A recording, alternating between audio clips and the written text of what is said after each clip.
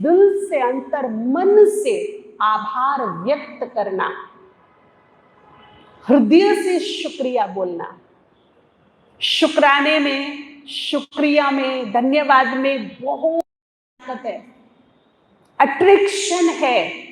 आप इसको आजमा के देखिए, हम सब ने आजमाया है। हम जिस भी चीज का, जिस भी प्राप्ति का, जिस भी बात का तहे दिल से धन्यवाद बोलेंगे ना, बढ़ना शुरू हो जाएगा, बरकत शुरू हो जाएगी, प्रोग्रेस शुरू हो जाएगी, मिलना शुरू हो जाएगा। और यदि असंतुष्ट मन से जो है उसमें संतुष्ट नहीं है, ठीक है, मैं ये नहीं कहती कि संतुष्टता का मतलब ये है कि आप हाथ पे हाथ रख के बैठ जाइए, सब कुछ है बस अभी हमें और कुछ नहीं करना। कर्म करना है, प्रयास निरंतर करना है, बढ़ चढ़ के प्रयास करना है। परंतु प्रयास करते करते जो कुछ मिला है, चाहे वो परिवार मिला, संबंधी मिले, धन मिला, घर मिला, जन मिला, जो भी मिला, जैसा भी मिला, मेरे कर्म अनुसार मिला, मेरे भाग्य अनुसार मिला, भाग्य से बढ़ के कुछ नहीं। इसीलिए भाग्य किसने क्रिएट किया? मैंने। तो मेरे कर्म, मेरे भाग्य अनुसार, मेरे नसीब अनुसार सब कुछ मिला, हर हाल में संतुष्ट, और फिर आगे के लिए प्रयास और अच्छा मिले। और धन्यवाद कब निकलता है? जब मन में संतोष होता है। अगर मन में संतोष नहीं होगा तो धन्यवाद जुबान से तो निकलेगा, लेकिन हृदय से नहीं निकलेगा, अंतरात्मा से नहीं निकलेगा। अब संतोष क्या चीज होती है? कईयों को तो ये नहीं पता कि संतुष्टता की डेफिनेशन क्या है, किसे हम संतुष्टता कह सकते हैं। बाबा ने कहा है सभी गुणों में महान संतुष्टता। दुनिया में भी कहा है कि संतोष धन सबसे बड़ा धन। जहां संतोष होता है वहां झोपड़ी भी भरपूर लगती है, और अगर असंतोष है तो महल भी अधूरे लगते हैं, खाली खाली लगते हैं।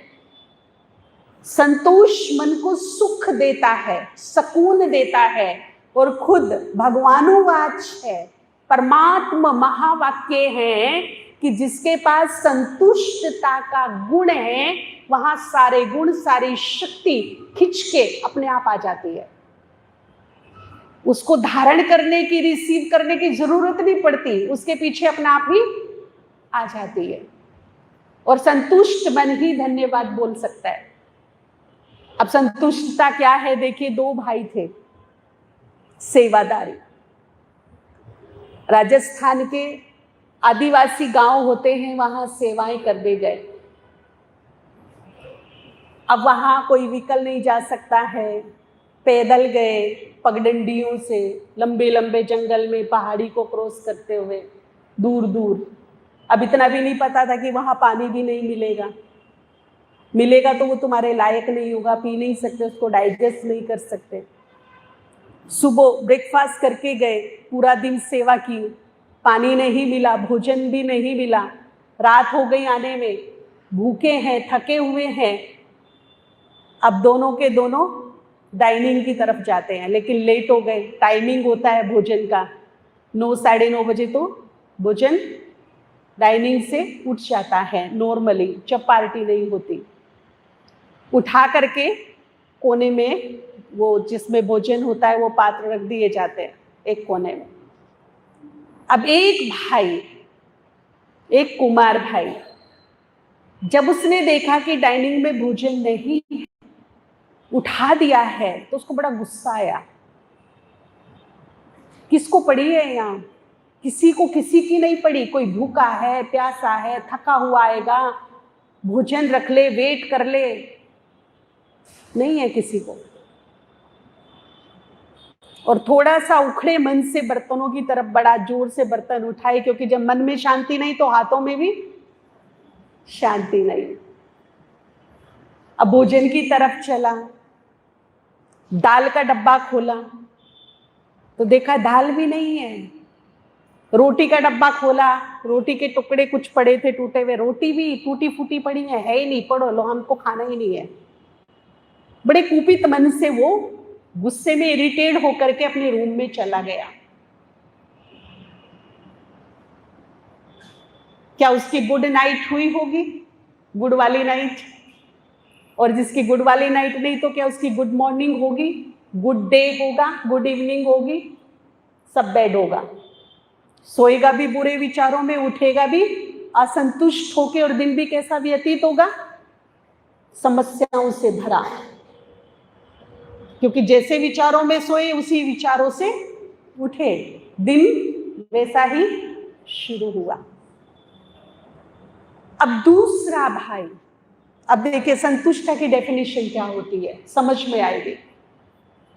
वो भी गया डाइनिंग में, उसने थोड़ा सा पेशेंस रखा अपने पास, क्योंकि जहां संतोष होता है वहां सारे गुण होते हैं। धीरज ऑलरेडी था उसके पास। पहले हाथ मुंह अच्छे से धोए, वस्त्र चेंज किए, फिर आराम से पेशेंस से डाइनिंग में गुनगुनाता हुआ पहुंचा, प्यार से बर्तन उठाए, कोने में रखा है, दाल का डब्बा खोला, अंदर झांक के देखा और फिर ऊपर देखा। वाह बाबा, तू कितना मेरा ध्यान रखता है, कोने में थोड़ी सी दाल मेरे लिए छुपा के रखी है तूने, थैंक यू, शुक्रिया। उसे गुस्से में वो कोने में थोड़ी सी दाल नहीं दिखाई दी, खाली दिखाई दी, क्योंकि मन खाली था। लेकिन उसको क्या हुआ, कोने में थोड़ी सी चारों तरफ लिपटी हुई दाल दिखाई पड़ी, कड़छी उठाई, सारी दाल समेटी, कटोरी भर गई। अब उसने रोटी का डब्बा खोला, उसको टूटी फूटी रोटी नजर आई, लेकिन जिसके मन में संतोष था उसने फिर ऊपर देखा, फिर बाबा का शुक्रिया किया। बाबा तू मेरा कितना ध्यान रखता है, कितना मेरे से प्यार करता है, तुझे पता था तेरा बच्चा हारा थका आएगा, इसीलिए रोटी भी तोड़ के रख दी पहले से, मुझे रोटी भी ना तोड़नी पड़े, इतना प्यार करता है मेरे से। और वे रोटी के टुकड़े उठाए, थाली में रखे, प्रभु के गुण गाए और दाल रोटी खाए। कैसी नाइट होगी उसकी? कहने वाली गुड नाइट, वह वास्तव में ही गुड वाली नाइट होगी। कैसी नाइट होगी? और जब सुबह उठेगा तो मुस्कुराता हुआ उठेगा, धन्यवाद करता हुआ उठेगा। देखिए, एक सिचुएशन और स्थिति दो। सिचुएशन तो दोनों के सामने एक जैसी थी ना, परिस्थिति दोनों के सामने एक जैसी थी, लेकिन दोनों की स्थिति क्या थी? अलग अलग।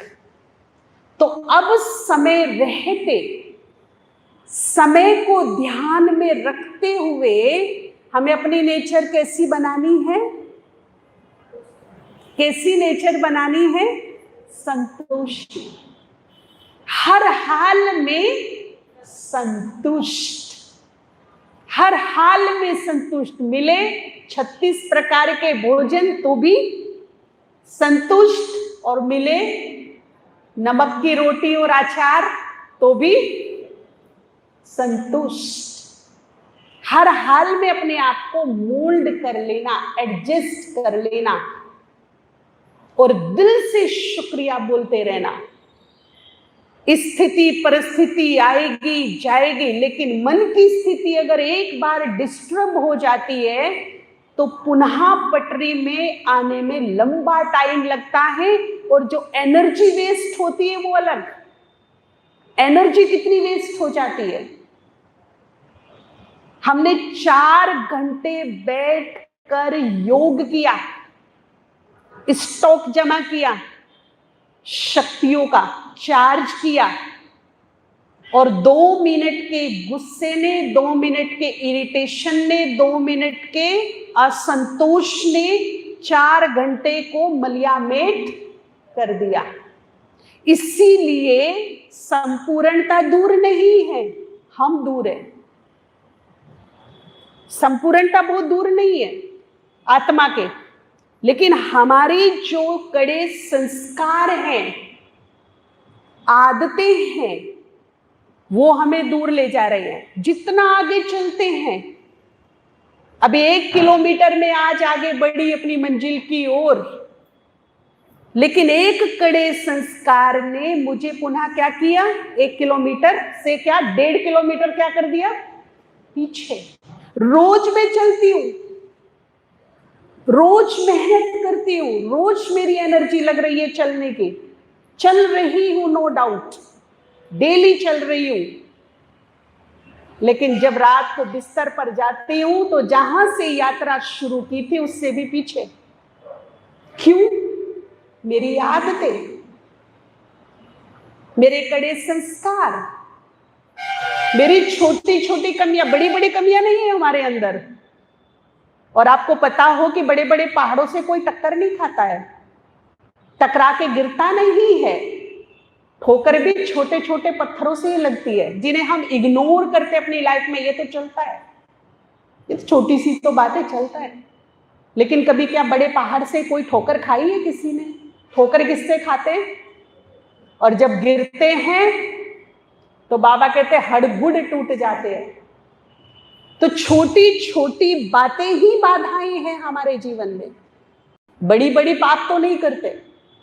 अब इन छोटी छोटी बातों को ही हमें क्या करना है, हटाना है, ताकि हम मंजिल पर आगे ही बढ़ते जाएं, पीछे हटकर ना आए।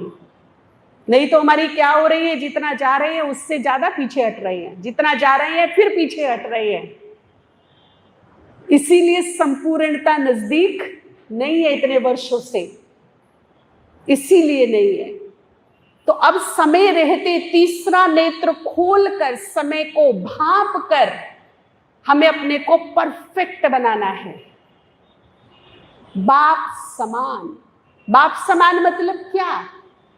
हमने बहुत बार सुना है कि बाप समान मतलब शिव बाबा के समान, ब्रह्मा बाबा के समान हमें बनना है। कैसे बनना है? हम देखें उसके क्या कर्तव्य हैं, उसके क्या गुण हैं। सीधी सी बात है, वो प्यार का सागर है,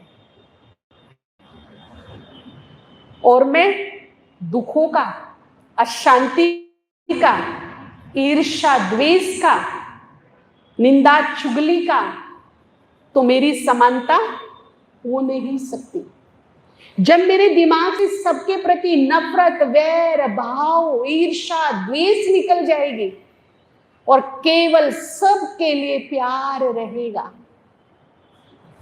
रहम, क्षमा रहेगा, शुभ भाव रहेगा, तब मेरा गुण भगवान के गुण से मैच हो जाएगा, मैचिंग। और तब क्या आ जाएगी? समानता। तब आएगी समानता। वो है बिगड़ी को बनाने वाला। और मैं क्या देखती हूँ कि इसकी प्रोग्रेस हो रही है। अच्छा मकान बना लिया, अच्छी गाड़ी ले ली, अच्छी पूछ हो रही है, अच्छा मान सम्मान मिल रहा है, तो यहां ईर्ष्या क्रिएट होती है। और फिर मैं क्या सोचती हूँ कि इसकी कैसे बिगाड़ूं।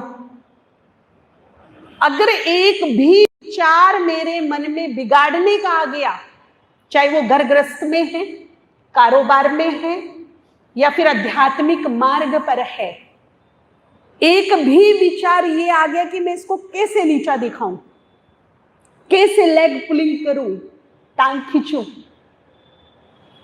कहीं तो इसको मौके पे चौका मारूं, तो क्या भगवान से मेरे कर्म की मैचिंग हो रही है? हाँ या ना? क्योंकि वो हर हालत में कौन है, हर कंडीशन में कौन है? बिगड़ी को बनाने वाला। और अगर मैं किसी की बनी बनाई को बिगाड़ने लग जाऊं, तो क्या मेरी मैचिंग होगी? 1000 वर्ष में ज्ञान में चलूं, 1000 वर्ष में योग करूं, अमृत वेला करूं, धारणाओं पे चलूं, सब कुछ करूं, लेकिन अगर मैंने यहां से खुद को ठीक नहीं किया, तो उसके बराबर कभी भी नहीं पहुंच सकती। उसकी मेरी मैचिंग कभी भी नहीं हो सकती, उसकी मेरी समानता कभी भी नहीं हो सकती। तो अब सुना सुनाया बहुत है, अब वक्त की डिमांड है। जब से कोरोना चला ना, तो समय की क्या डिमांड है, ये टॉपिक बड़ा चल रहा है चारों तरफ। ऑनलाइन हम लोग क्लासेस कराते हैं। समय क्या चाहता है, समय की डिमांड क्या है, समय की पुकार क्या है? तो समय क्या चाहता है, समानता। समय क्या चाहता है कि छोटी छोटी बातों से बाहर निकलकर हम अपने देवत्व को चमकाएं, अपने देवत्व को निखारें। भगवान के समानता हमारे कर्मों में मैच हो, गुणों में मैच हो। तो हम देखें ना, बाबा क्या करता है वही मुझे करना है। जो बाबा नहीं करता, जो उसका सब्जेक्ट नहीं, उसमें मुझे पढ़ना नहीं। तो संतोष मन रख करके सेल्फ रियलाइजेशन, यहां केवल अच्छी अच्छी बातें बता सकते, गाइड कर सकते, पर एक्शन में तो खुद आना है ना। प्रैक्टिकल तो उसे खुद मुझे करना पड़ेगा। हेल्प मिल सकती है, गाइडलाइन मिल सकती है, पर पुरुषार्थ जो खुद का खुद से करना है आगे बढ़ाने का, वो मुझे खुद करना होगा। उसके लिए कोई दूसरा नहीं आएगा। तो सेल्फ रियलाइजेशन मस्ट कंपल्सरी। दुनिया तो पूरी पतित हो चुकी है, तमो प्रधानता की लास्ट स्टेज है, गिरावट चरम सीमा पर है, पाप चरम सीमा पर है। यहां मैं अच्छाई ढूंढने जाऊंगी तो ये मेरा टाइम वेस्ट हो। लेकिन खुद को अच्छा बनाने से मुझे किसी ने नहीं रोका है। रोका है क्या? खुद को तो मैं बेटर से बेटर बना सकती हूं ना, मेहनत करके, थोड़ा सा अटेंशन रख करके अपने जीवन को कमल फूल समान बनाना है। अब ध्यान रहे कि कमल कीचड़ में खिलता है। हम सतयुग में जाके अच्छे बनेंगे ऐसा नहीं है, मुझे इसी कीचड़ में कमल खिलाने हैं। और आपको पता हो कि कमल को कीचड़ से अलग कर लो तो 2 ही घंटे में क्या हो जाएगा जी? तो कीचड़ भी इंपॉर्टेंट है। अच्छाई का और बुराई का कब पता पड़ेगा? जब बुराई में रह के अच्छे कमल खिलेंगे तब लोगों को दिखेंगे।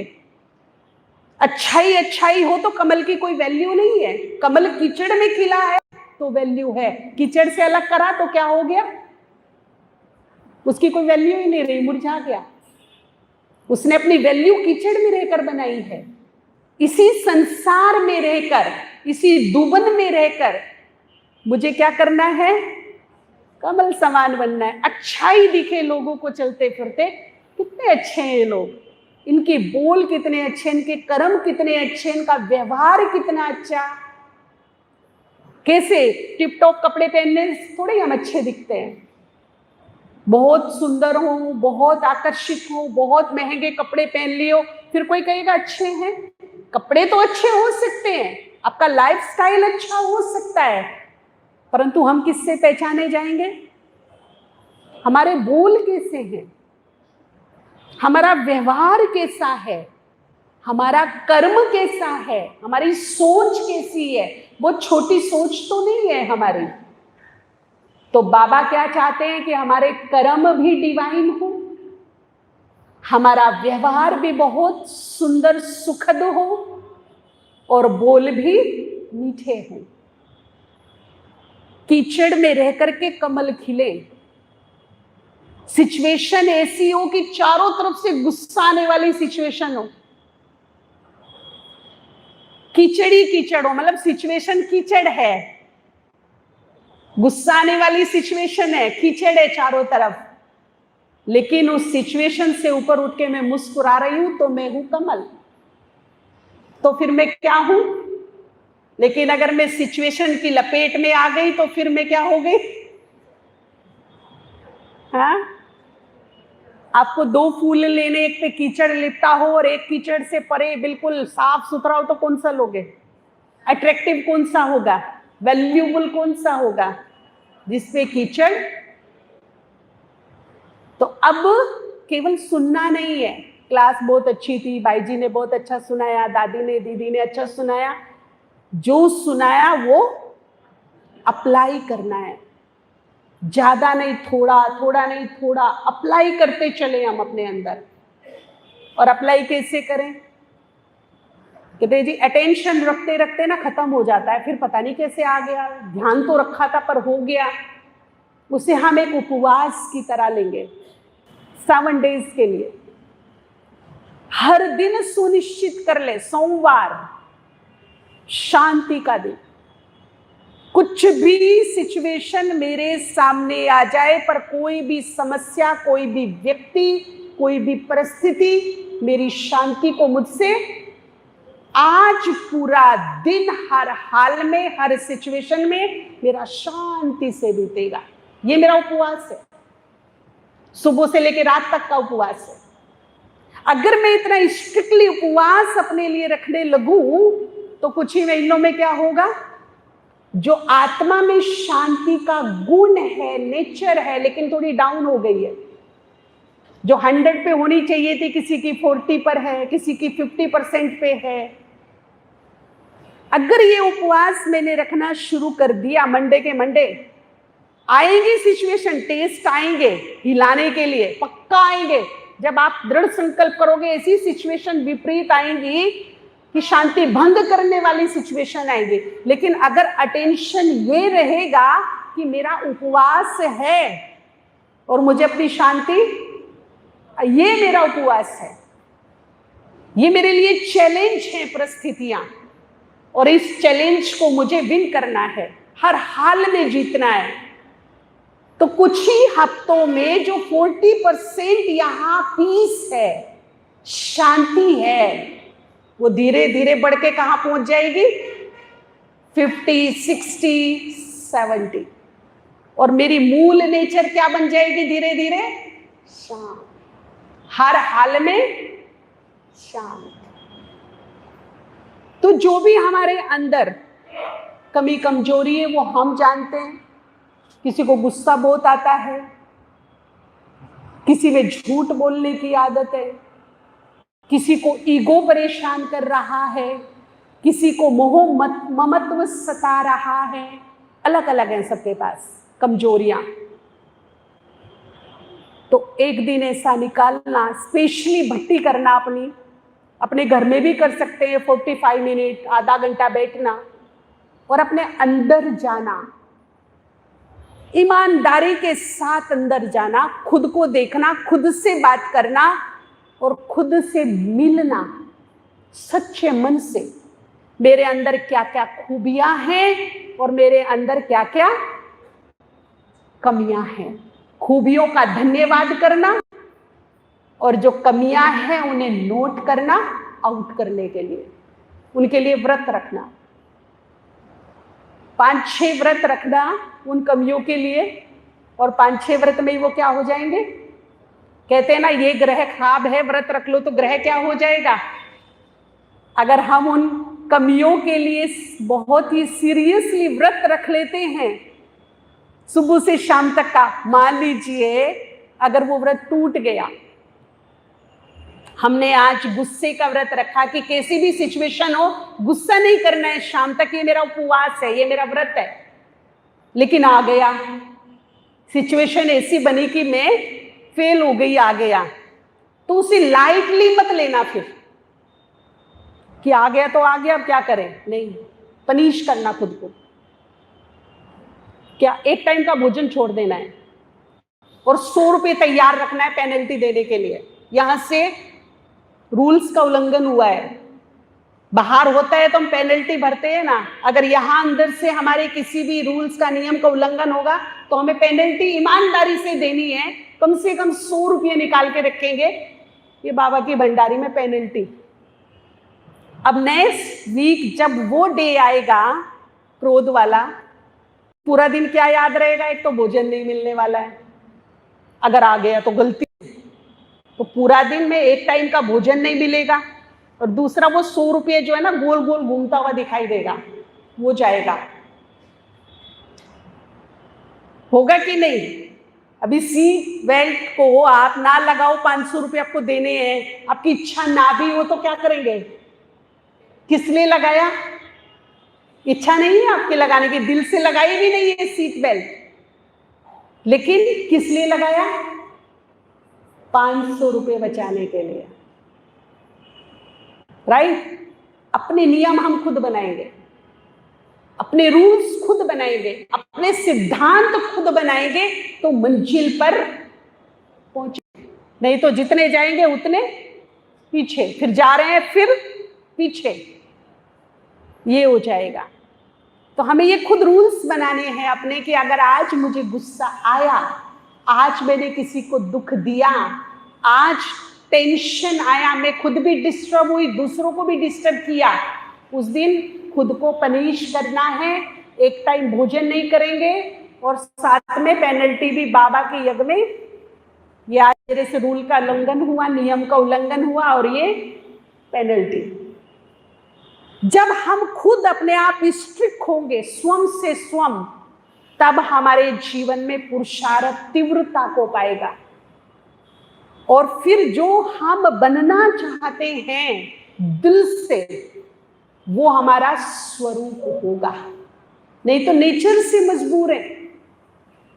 और सबसे बड़ी बात कि व्यर्थ में नहीं रहना। अभी हमें व्यर्थ में रह करके अपनी एनर्जी को, और माताएं सबसे ज्यादा व्यर्थ में कब रहती है? सोचना भी व्यर्थ होता है, लेकिन जब हम 2-3 लोग बैठकर परचिंतन, निंदा, चुगली करते हैं, तब हम कहीं ना कहीं पाप के भागी बनते हैं। सूक्ष्म पाप कर रहे होते, जिसकी हम निंदा चुगली कर रहे होते, उसका क्या कर रहे होते? उसको नीचे गिरा रहे होते, उसका अपमान कर रहे होते उसके पीठ के पीछे।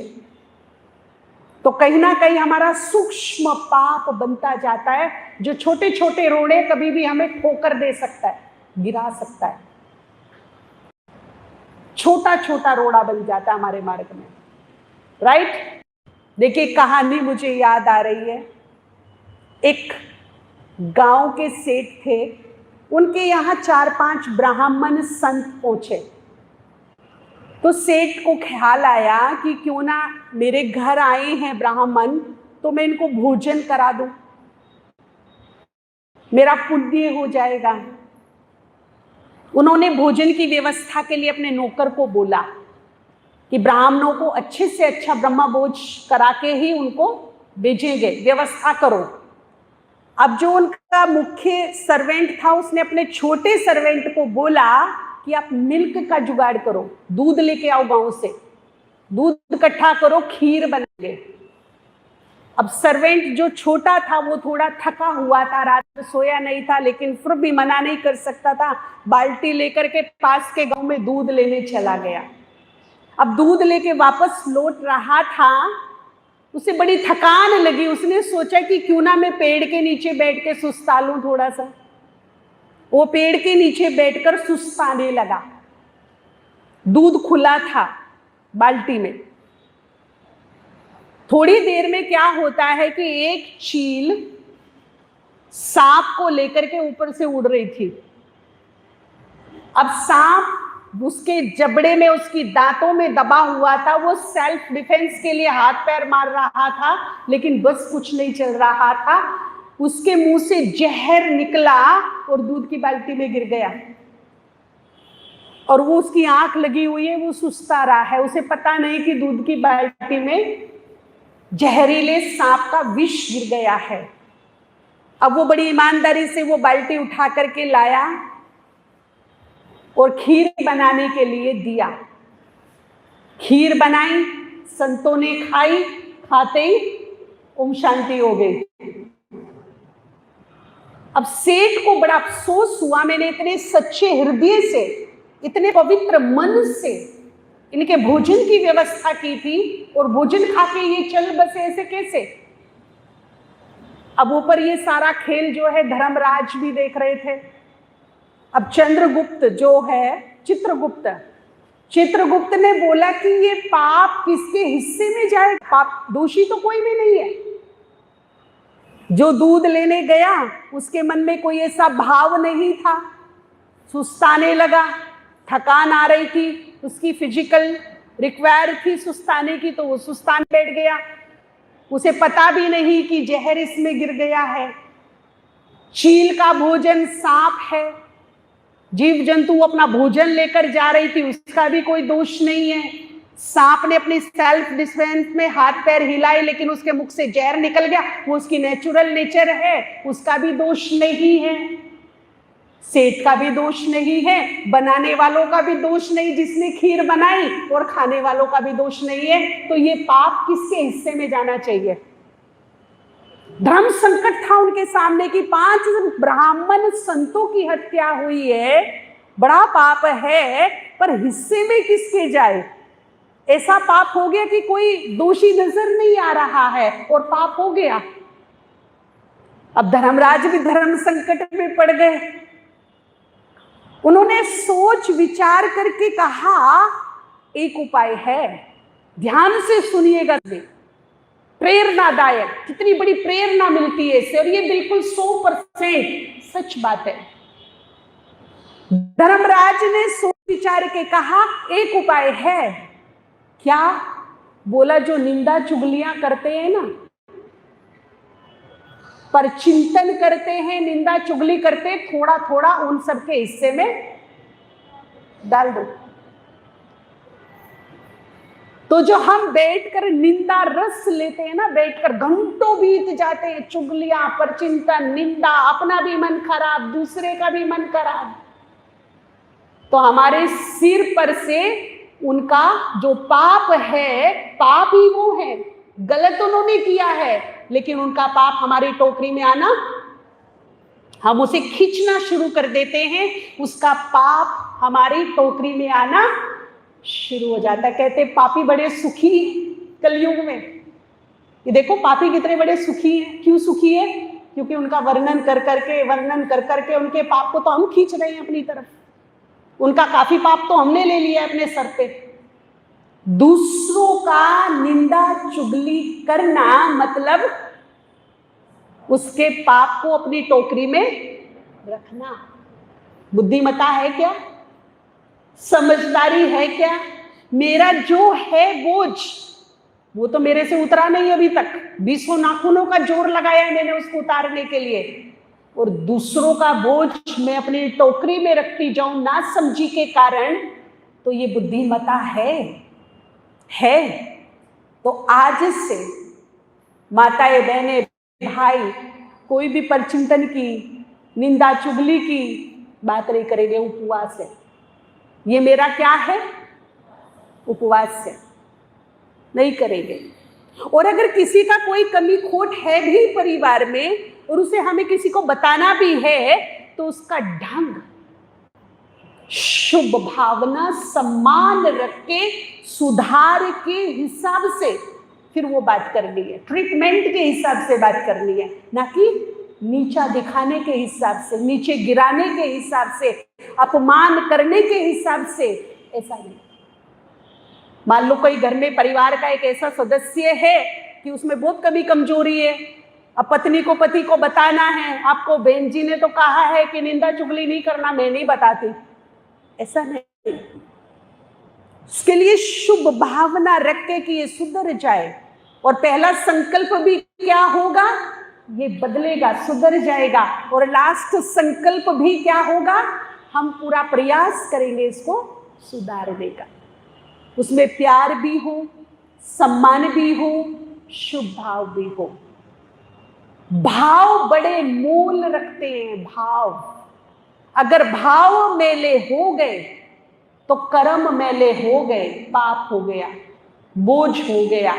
अगर भाव मेरे अच्छे हैं, भाव श्रेष्ठ है, भाव मेरे शुभ हैं, तो फिर मैं पुण्य कमा सकती हूं। वो आएगा टोकरी में, लेकिन क्या आएगा? पाप नहीं आएगा। क्या आएगा? पुण्य आएगा। यहां से भाव खराब नहीं होने चाहिए, मनसा खराब नहीं होनी चाहिए।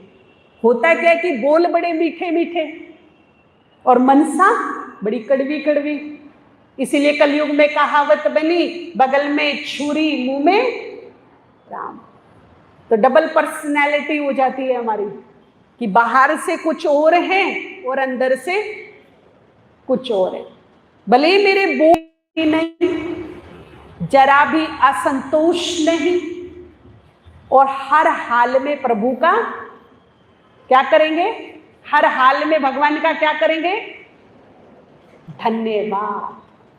हर हाल में सो तो भी धन्यवाद, जब आंख खुले तो भी आप इस धन्यवाद का जादू देखो, जादू मिरेकल होगा, ऐसे बढ़ने लगेगा। जिस चीज की मैं धन्यवाद कर रही, अभी कोरोना काल में सबकी जेब टाइट हो गई, कारोबार ठप रहे, लॉकडाउन में बिजनेस ठीक से नहीं चले, प्राइवेट सेक्टर के भाई बहनों की, बहुत लोगों की जॉब चली गई, सैलरी नहीं बढ़ी,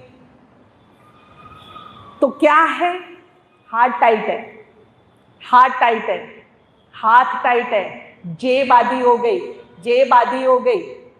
हम ये भी तो सोच सकते हैं कि जेब आधी भरी है, जेब आधी भरी है, जेब आधी हो गई, जेब आधी हो गई मतलब वो पूरी क्या हो जाएगी एक दिन, पता भी नहीं चलेगा। ये है असंतोष का लक्षण। जब 1000 था तब भी शुक्रिया, आज 100 है तो भी उसे मस्तक से लगाकर रेस्पेक्ट से, हमारी मनसा क्या होती है, 1 रुपया पड़ा होगा ना, नजरअंदाज कर देंगे, पड़ा है, सिक्का है देख के, और 2000 का नोट पड़ा होगा तो लटक के उठा लेंगे उसको, दौड़ के 10 काम छोड़ के कूद के उठा के खुशी होगी। ये भूल जाते हैं कि 2000 की पहली सीढ़ी क्या था, 1 रुपया। तो जितना रेस्पेक्ट, जितना सम्मान 2000 को था, उतना ही रेस्पेक्ट, उतना ही सम्मान किसको होना चाहिए, 1 रुपये को। जितना प्यार, जितना उसको मैं सर पे माथे पे लगा के, उतना ही 1 रुपये को भी अगर मैं रेस्पेक्ट दूंगी, सच्चे हृदय से उसको रेस्पेक्ट दूंगी, तो वो ही 1000 लाने की ताकत रखता है।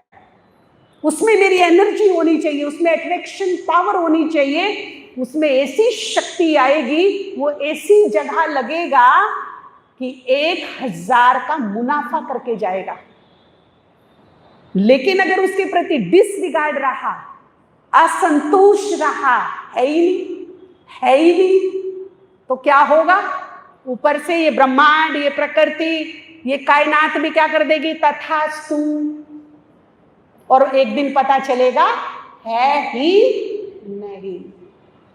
इसीलिए जो भी है ना, बहुत है, बहुत है, बहुत है, तो क्या हो जाएगा एक दिन, ये बहुत बड़ा सीक्रेट है हमारे और इस ब्रह्मांड के बीच का। हम जो सोचते हैं वही हमें मिलता है, जो हम सोचते हैं वही हमारे सामने सिचुएशन बनती है। इसीलिए संतुष्ट मन करके पॉजिटिव पॉजिटिव सोचेंगे, चाहे चारों तरफ नेगेटिव है, लेकिन फिर भी मुझे क्या सोचना है, पॉजिटिव पॉजिटिव पॉजिटिव सोचते जाना है। और एक लास्ट में अपने दिनचर्या में 24 घंटे में, हम तो 10-10 मिनट कहते हैं, लेकिन जो कारोबार वाले भाई बहन हैं, माताएं तो कर सकती हैं, ऐसा नियम बनाइए 4 बार दिन में 10 मिनट या 5 मिनट भगवान से कनेक्ट होने का। बाबा से हम कनेक्ट हो गए और खुले दिल से बात करेंगे, जैसे हम अपने जिगरी दोस्त से अपना दिल का हाल खोल देते हैं ना, ऐसे क्लोज रिलेशन बनाएंगे भगवान से, नजदीकियां बनाएंगे बाबा से। उसके साथ शेक हैंड करो, गले मिलो, पावरफुल दृष्टि लो, इस संकल्प से कि ये भगवान की कृपा दृष्टि है जो मुझ पे पड़ रही है। 5 मिनट मगन हो जाओ उसके प्यार में, उसे देखने में, उसके रहस्यों को जानने में, उससे दोस्ती करने में, दिल का हाल सुनाने में, उससे शक्ति लेने में। बहुत काम आएगा ये 5 मिनट। तो कम से कम दिन में 10 या 5 मिनट 4 बार उससे जरूर जुड़ो। और जब भी जुड़ो, लास्ट में जब नीचे आओ तो क्या बोल के आओ? तेरा लाख लाख शुक्रिया, धन्यवाद, धन्यवाद। और फिर इस धन्यवाद का जादू देखना क्या होता है। ठीक है, तो अभी फिर हम बाबा से कनेक्ट होंगे, पावरफुल दृष्टि के साथ महसूस करेंगे ब्रह्मा बाबा, उनके मस्तक में महाज्योति को विजुअलाइज करेंगे। हम दोनों इकट्ठे हैं, दोनों का बहुत ही डिवाइन रूप देखेंगे सामने, और बाबा के नेत्रों से पावरफुल शक्तियों की एनर्जी प्रकाश के रूप में मेरे नेत्रों में समा रही है। और ये है बाबा की कृपा दृष्टि, भरपूर कृपा बरस रही है। इस संकल्प से हम बाबा से 3 मिनट पावरफुल दृष्टि लेंगे, सच्चे हृदय से धन्यवाद बोलेंगे। और जब हम धन्यवाद बोलते हैं तो बाबा हमें गिफ्ट में क्या देता है? एक और ब्लेसिंग देता है, वरदान, दुआ, आशीर्वाद देता है, मुस्कुराता है, उसे एक्सेप्ट करता है बाबा। तो इस हिसाब से अभी 3 मिनट बहुत ही सुंदर लवलीन स्थिति वाला योग करेंगे।